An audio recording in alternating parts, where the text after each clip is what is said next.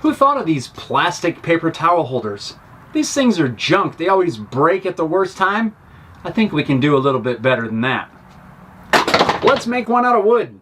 Not only does it look a million times better, but it's not going to break like those cheap plastic ones. I'm Jeff, and you're watching Home Built Workshop.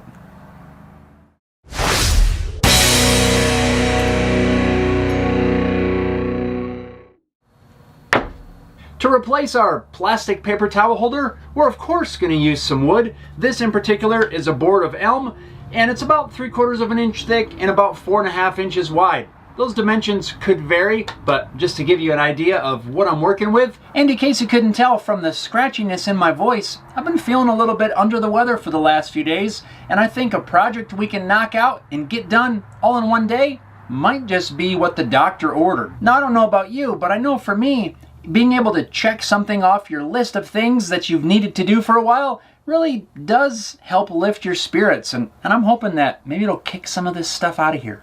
So let's do it. I've got a brand new roll of paper towels here that I've already somehow gotten covered in sawdust. I want to take a few basic measurements just so I know about the sizes that I need to make these pieces. I think somewhere in the 5.5 inch length on the sides will work pretty well.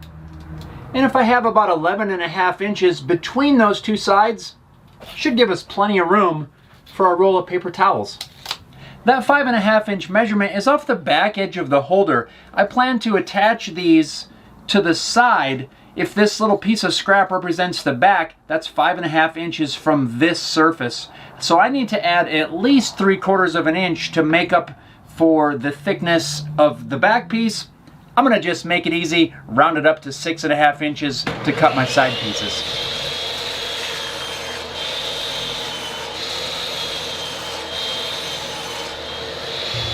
So there's our 3 pieces.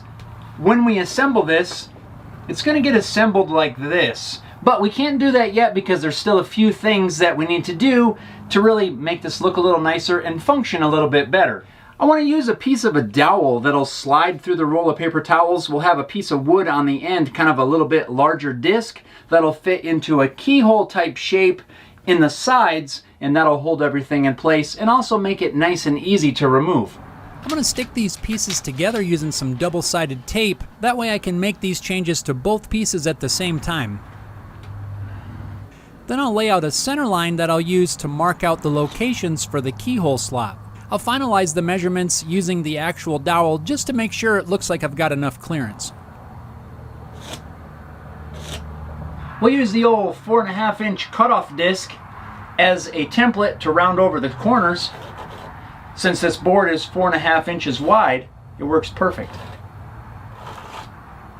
So here's what we have. Hopefully you can see my pencil lines.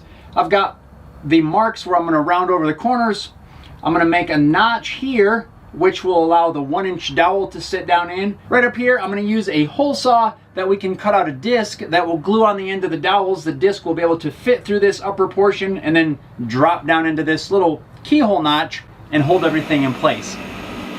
To cut out the upper portion of the keyhole slot, I'm using a hole saw where I've removed the center pilot bit. I want to end up with a disc of wood without the hole drilled in the center.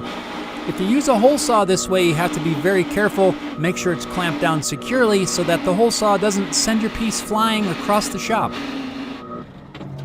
Now we just need to get those pieces out of the hole saw. Thankfully, this wasn't all that hard.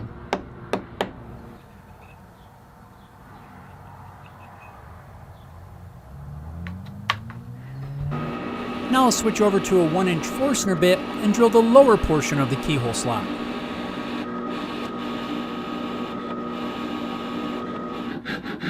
And I'll use a rasp to clean up that portion between those two holes until the dowel slides freely between the two. Next, it's over to the bandsaw to cut off the material at the corners.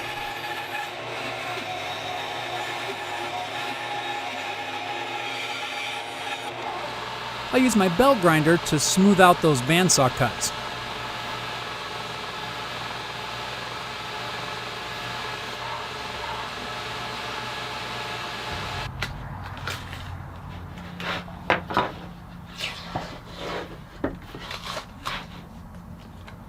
After separating the two pieces, I'll use a chamfer bit in my router table and put a slight chamfer on both sides of the keyhole as well as the outside edges of these side brackets.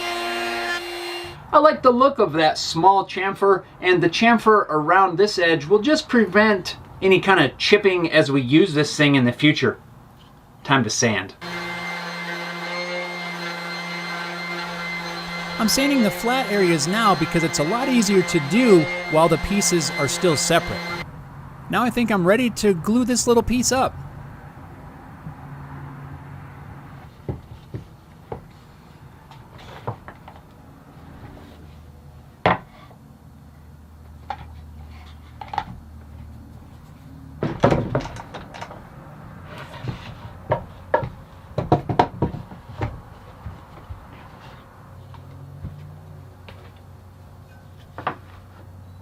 There we go. I ended up having to change the way I was clamping this because these parallel clamps, if you're familiar with them, the jaws are at a little bit of an angle, and as you put them under tension, they're supposed to straighten out. I guess due to the way that this was in there, the angles were actually pulling the sides in and not making them parallel. So just by spacing it up, changing the orientation, we're now nice and square. Perfectly square, actually. While this is clamped up and we're waiting for the glue to dry, now I can go ahead and take a measurement and figure out how long I need to make my dowel. It's about 13 inches outside to outside. If I make it 13 and an eighth, 13 and a quarter, it's gonna be fine. With my dowel cut, now we can go back to the scraps left over from the hole saw, and these are going to get attached to the ends, kind of act as, I don't know, a stop to not allow the dowel to fall out and drop our paper towels on the floor. Because I'm sure you've all done that, and that's never fun when it goes rolling across the floor and then you got to try to wind it all back up. Now initially when I was planning this out, I was going to use a 1-inch Forstner bit, drill a slight recess so that it can kind of pop onto the end of the dowel. But after I went to my local hardware store and bought a 1-inch dowel, I measured it and I found out that it is not 1 inch, even though it's clearly marked. This thing measures 0.950 of an inch. I don't have a drill bit in either metric or imperial that measures 0.950. And although this was clearly marked 1 inch, it's not. Shame on you, hardware store. If you're going to sell something that measures 1 inch, make sure it's 1 inch. That's really kind of poor quality if you ask me. So now I've got to change my plan as to how I'm going to attach these, but I think I got it figured out. I need to mark the center of these discs as well as the dowel. Thankfully, this is really easy to do using my own 3D printed center finding jig.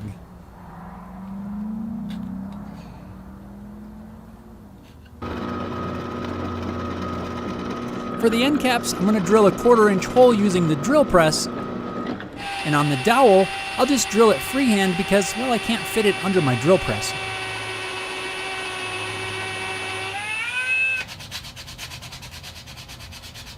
Now I'll quickly sand off my pencil marks, and I can add some glue to both of these pieces.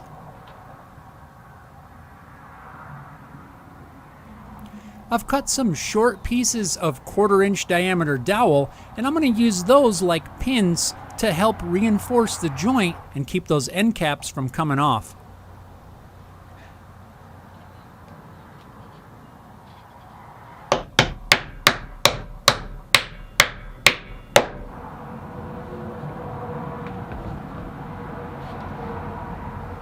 Perfect. And now I'll just let both of these pieces dry for a little while. After the glue had dried for about an hour or so, now I'm going to give everything a final sanding up to 220 grit.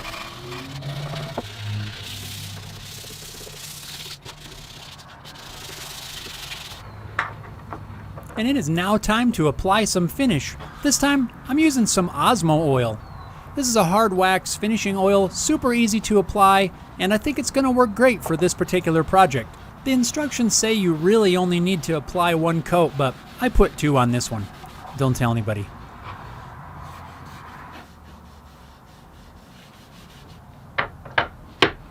There.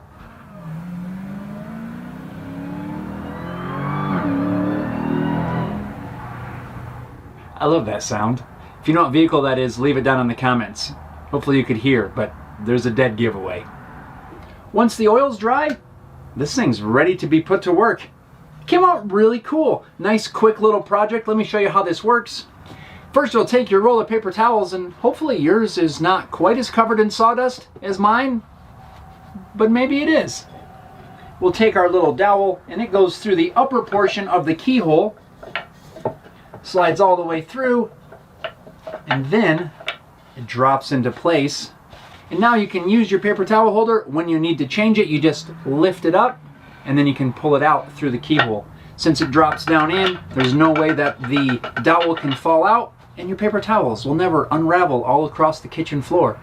If you want to make one like this using this keyhole design, keep in mind that it is going to matter which way you mount this. I've built this one so that I can mount it most likely inside of a cabinet or something like that, where it'll hang in this orientation. But if you wanted to mount it maybe under a cabinet or in some other orientation, just rotate the way that the keyhole is so that the weight is always pulling down. That way, when the paper towels are hanging in there, there's no way that anything can come out. So you can really just adapt this to any orientation.